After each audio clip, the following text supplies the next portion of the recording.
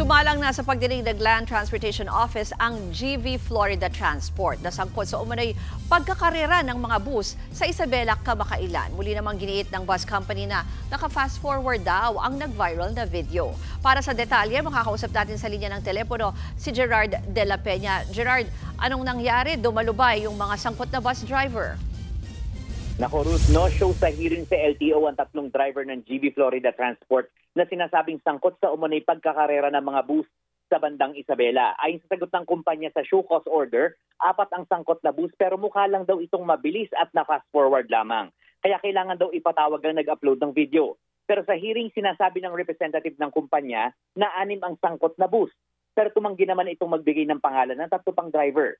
Nadismaya naman dito ang LTO. Kaya gagawa na raw ng order ang LTO para suspindihin ang 6 na bus ng GV Florida. Suspindihin din ang lisensya ng mga driver nito. Kakansilahin din ang certificate of registration ng mga bus kung hindi ibibigay ang pangalan ng mga driver. Kaya kung papatakbuhin ng mga ito ay maaari itong ma-impound. Hinala naman ng LTO, may iba pang pagkukulang ang mga sangkot na driver kaya mukhang pinagtatakpan ito ng kumpanya. Ruth. Gerard, yung sinasabi na fast forward nga daw, ano bang plano tungkol dyan? Yung mismo bang nag-upload ng video, nakausap nila para linawin niyaan?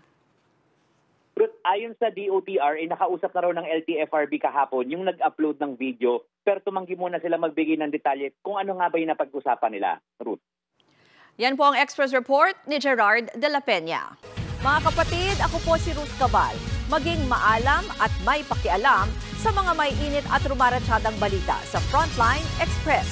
Para maging updated sa balitaan, mag-subscribe lang sa social media pages ng News 5.